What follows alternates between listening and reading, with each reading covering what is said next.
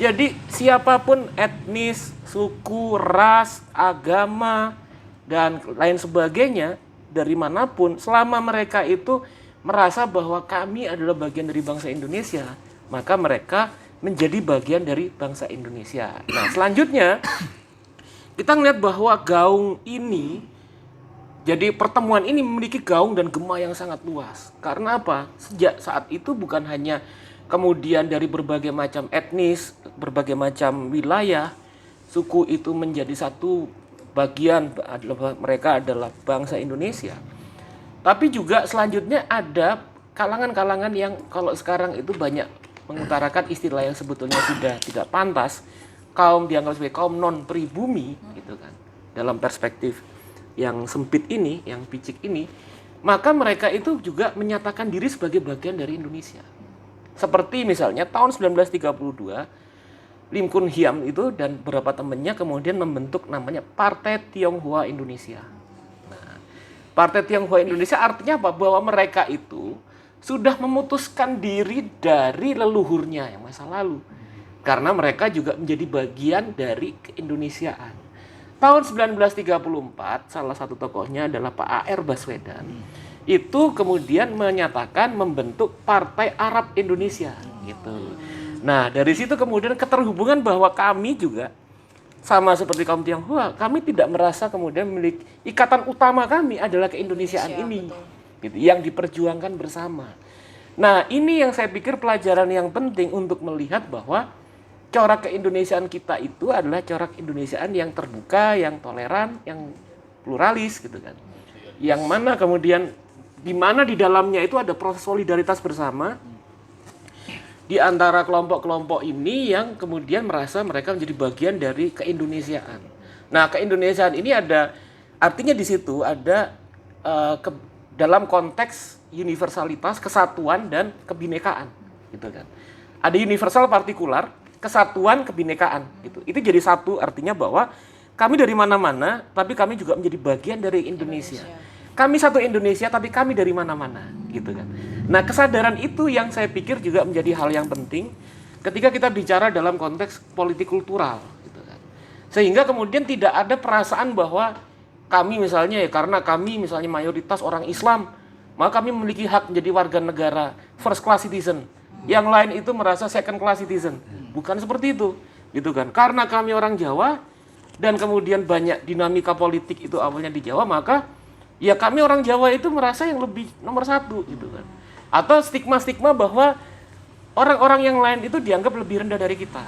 Itu kan masih banyak, gitu. Kayak misalnya ya perasaan misalnya perspektif yang anti Tionghoa, terus kemudian di sisi yang lain anti Arab gitu, anti orang-orang Indonesia Timur misalnya, dan lain sebagainya. Nah, ini saya pikir menjadi tugas bersama kita ketika kita bicara tentang bagaimana keindonesiaan itu di dalamnya adalah pentingnya gagasan-gagasan tentang kesetaraan dan inklusivitas, keterbukaan gitu.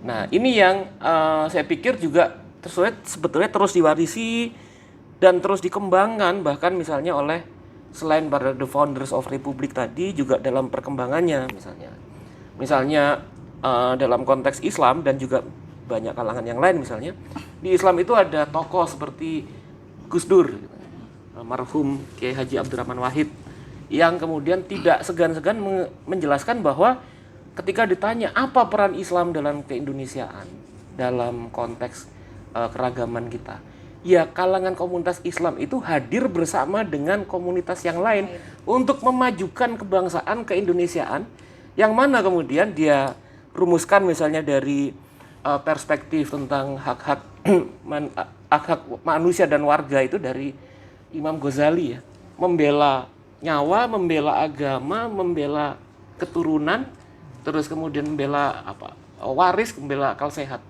Nah, itu yang kemudian dirumuskan bahwa Maqasidus Syariah itu sebetulnya pada demokrasi, terus kesetaraan dan keragaman. Nah, disitulah umat Islam itu bukan memajukan kepentingan bahwa kami lebih dari yang lain, bukan politik identitasnya, tapi kolaborasi, tapi solidaritas bersama dengan kelompok yang lain memajukan keindonesiaan kita. Ya Cak Nur juga bicara seperti itu tentang keindonesiaan, kemodernan, dan keislaman sebagai bagian dari perjuangan bersama. Gitu. Demikian juga tokoh-tokoh lain, misalnya zaman itu Sumpah Pemuda ada Dr. Yohanes Leimena, tadi sudah diutarakan gitu kan. Dan tokoh-tokoh yang lain, Samratulangi dan lain-lain. Saya pikir itu penting untuk mengenang bahwa kita memiliki mutiara, kita memiliki warisan tentang konsep nation itu yang sebetulnya sejak awal itu sangat maju, sangat progresif, tapi juga kemajuan dan progresivitas itu juga berangkat dari sumbangan-sumbangan penting peradaban-peradaban, kemajuan peradaban sebelumnya tentunya gitu. Jadi kesadaran berjuang bersama itu mungkin perlu kita tumbuhkan lagi dalam diri kita masing-masing ya. Tadi juga sudah disampaikan sama Mas Angga bahwa perjuangan Sumpah Pemuda itu tidak hanya diperjuangkan oleh satu golongan tertentu, oleh satu etnis tertentu atau satu agama tertentu ya. Jadi setiap golongan, setiap etnis, setiap keyakinan apapun itulah namanya itu memiliki sektor perjuangannya masing-masing dan mereka menciptakan satu hal yang sama dan mereka fokus pada hal itu. Jadi tidak sentimen-sentimen itu mungkin dulu ada ya, tapi itu tidak lagi menjadi titik berat, tidak lagi menjadi fokus yang melulu kita perhatikan. Jadi kalau memang berbeda ya sudah, kita harus treasure perbedaan itu gitu. Jadi perbedaan itu harusnya bisa saling menguatkan dan melengkapi, kayak misalnya zaman dulu yang punya kemampuan atau punya kapasitas untuk mempublikasikan hasil Kongres Sumpah Pemuda adalah kawan-kawan kita dari Tionghoa, ya maka manfaatkan itu gitu, karena toh yang kita perjuangkan juga hal yang sama. Begitu pula dari mereka yang berketurunan Arab ya, jadi mereka juga ya memang kita keturunan Arab, tapi yang lebih penting daripada itu adalah kita ini adalah warga negara Indonesia, sehingga tidak terlalu fokus dari mana mereka berasal, identitas mulanya dari mana, karena kita sama-sama ingin menuju ke atau membangun ke satu bangsa baru yang merdeka, yaitu Indonesia. Nah, mungkin menanggapi sedikit. Iya.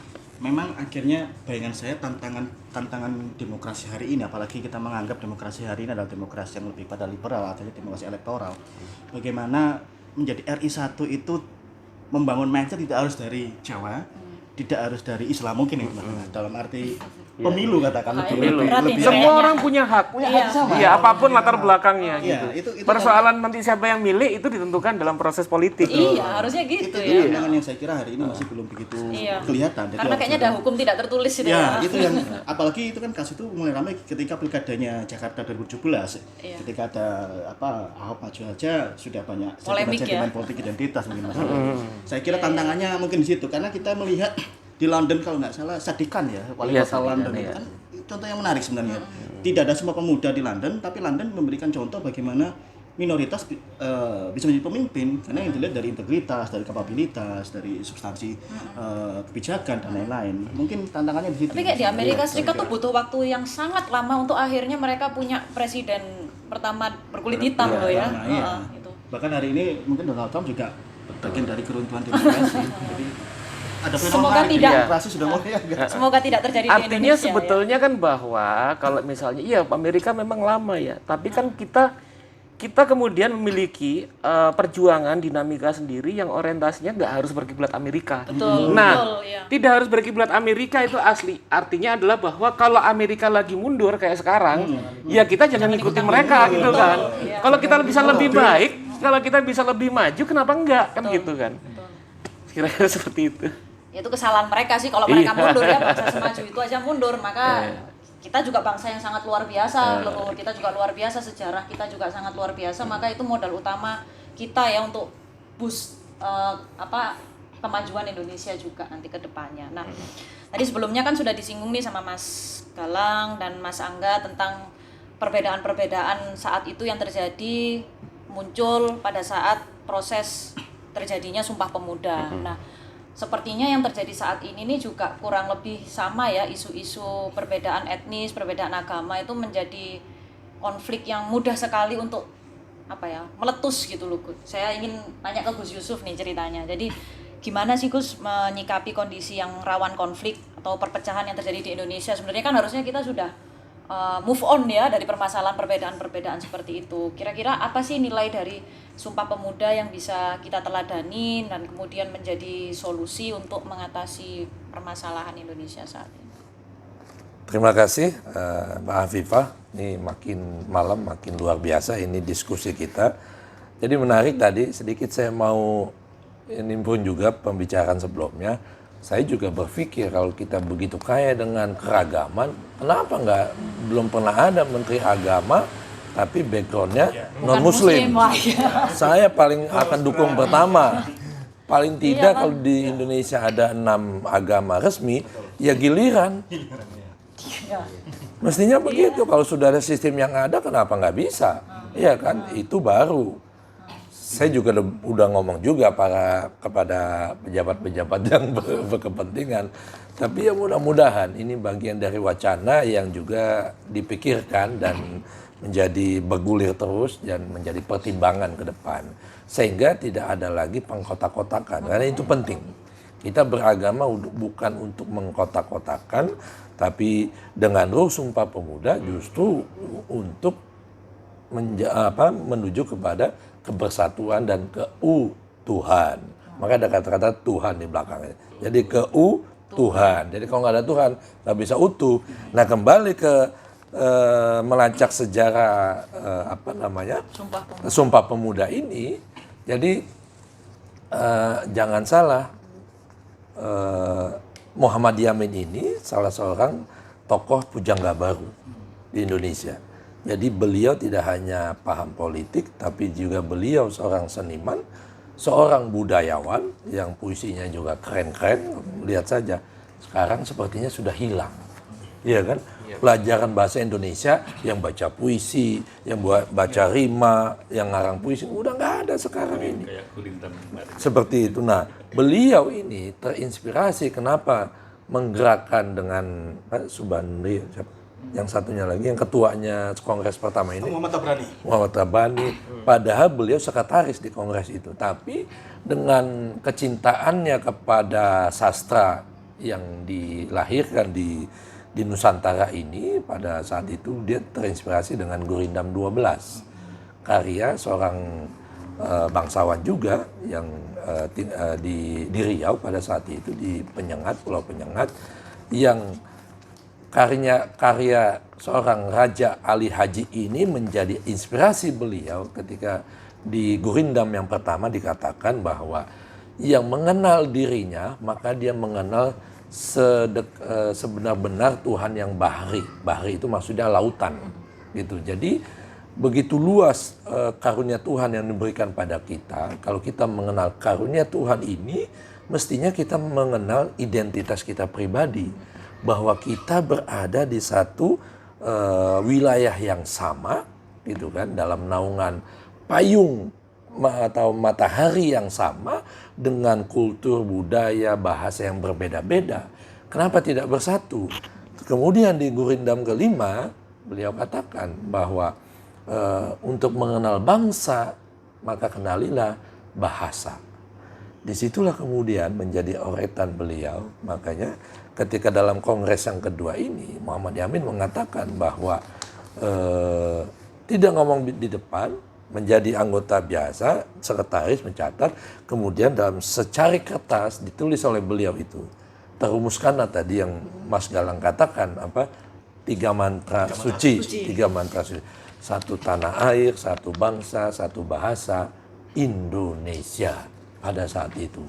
Inspirasi dari sini. Nah, inspirasi dari Gurindam 12, karena beliau juga luar biasa kalau kita lacak karya-karya sebagai pujangga tokoh, salah satu tokoh pujangga baru ini, ada kata-kata yang juga bisa jadi menjadi inspirasinya, bahwa kata-kata pemuda ini, kalau kita mengambil sisi spiritualnya, itu diambil dari kata-kata futuwah.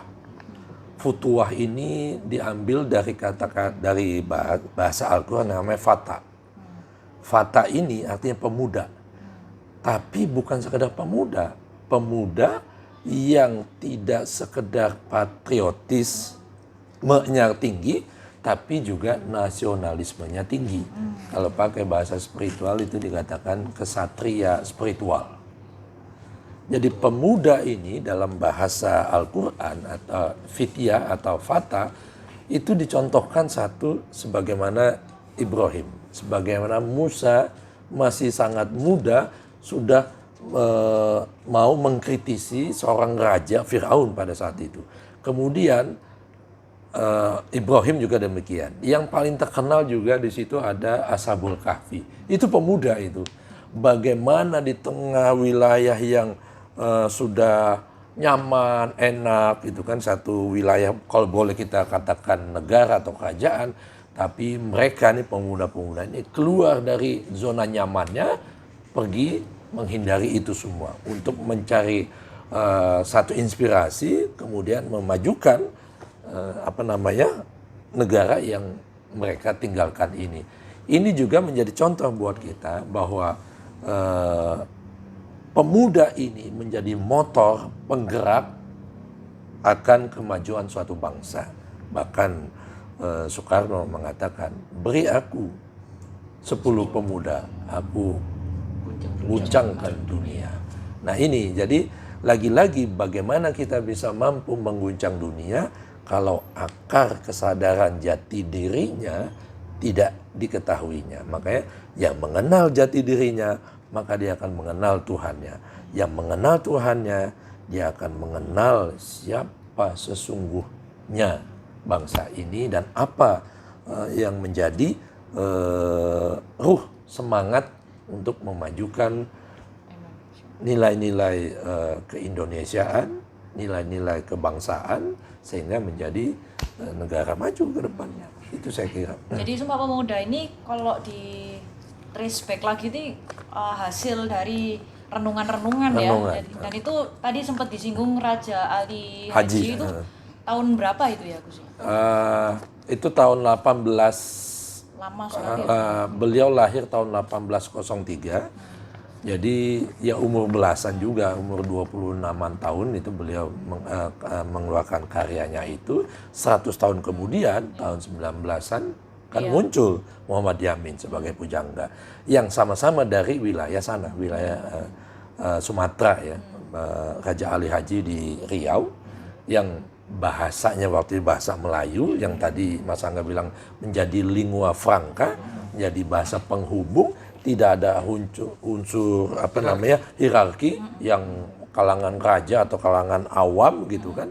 Sama bahasanya, raja juga ngomongnya kayak begitu, pedagang juga ngomong kayak begitu, pujangga juga ngomong kayak begitu. Kenapa tidak kita jadikan ini bahasa Melayu ini, lingua franca ini? Kelas-kelas yang membedakan antara ini. Itu kan bukti bahwa kita berasal dari akar yang sama. Tuhan yang Maha Esa, cuma kondisi wilayah itulah, geografis itu yang membedakan. Jangan menjadi perbedaan itu menjadi halangan, tapi jadikanlah mari kita merangkul keragaman dan menerima perbedaan. Itu saya kira ruh Sumpah Pemuda yang pada saat ini mesti kita kampanyekan lebih luas lagi. Bahkan mudah-mudahan, mohon doanya juga nih, kami di sini dengan Profesor Angga diundang untuk mengadakan yang namanya sekolah kebangsaan, yang isinya tidak hanya bicara politik, ekonomi, budaya, tapi juga aspek semua kehidupan dibicarakan, sehingga itu menjadi bekal buat generasi muda. Ini kami diajak oleh teman-teman dari universitas di Indonesia bagian timur gitu. Bagaimana kita saling bertukar mahasiswa. Mereka yang dari kampus Katolik datang ke Jawa gitu kan, tidak hanya untuk belajar tentang agama, walaupun mereka misalnya jurusannya filsafat atau teologi, tapi mereka di sini apapun yang akan kita berikan tidak hanya aspek keagamaan, tapi lebih kepada kebangsaan yang isinya pasti ada agama, politik, budaya, kemudian filsafat dan sebagainya. Yang holistik, yang itu akan menjadi dasar bangunan generasi Indonesia yang kokoh berdiri di kakinya sendiri tanpa mereka, dan bangga kepada bangsanya, bangsa besar, bangsa Indonesia. Mantap sekali. Tadi yang saya paling suka itu statement dari Gus Yusuf, merangkul keberagaman, menerima perbedaan ya, dan apapun itu perbedaan yang kita punya sekarang di Indonesia ini harusnya dikembalikan lagi ke semangat keutuhan dan persatuan berbangsa yang satu, yaitu bangsa Indonesia. Mantap sekali, luar biasa. Diskusinya malam hari ini, terima kasih wawasan yang sudah dibagi para narasumber yang luar biasa. Matur nuwun Mas Ajra atas hadirnya malam hari ini, Pak Eko selaku juru kunci Rumah Cokro Aminoto, Gus Yusuf, Mas Angga dan Mas Galang. Semoga yang kita sampaikan malam hari ini, diskusi yang cukup menarik ini bisa membawa kebermanfaatan bagi kita semua, bagi kawan-kawan Ekuivalensi Nusantara, dan secara menyeluruh semoga ini juga bisa didengar dan menumbuhkan kesadaran berbangsa Indonesia bagi semua teman-teman yang ada di Indonesia, entah dari Sumatera, dari Jawa, Kalimantan, Sulawesi, Maluku, Papua, apalagi yang belum saya sebut, Nusa Tenggara, Bali, dan seterusnya. Tionghoa, Arab, apalagi Indo, blasteran, segala, kulit hitam, kulit putih, kulit warna-warni. Jadi tetap ya yang ingin kita semua sampaikan, dan di sini kita semua sepakat bahwa jangan kita fokus terhadap perbedaan, kita fokus terhadap visi yang ingin kita tuju bersama, yaitu harmonisasi atau kesatuan berbangsa satu, yaitu Indonesia. Terima kasih sekali lagi saya sampaikan pada teman-teman yang hadir di sini, narasumber yang sangat luar biasa. Sampai di sini dulu diskusi kita malam hari ini tentang Sumpah Pemuda. Semoga semangat Sumpah Pemuda tetap bisa kita lestarikan, mau dari generasi manapun, generasi muda, setengah baya, tua, segala macam. Jadi kita tugasnya ketika kemerdekaan tadi sudah direbut, kita tugasnya adalah untuk mempertahankan kemerdekaan itu. Dan sebagai penutup, seperti biasa, kita salam Merdeka.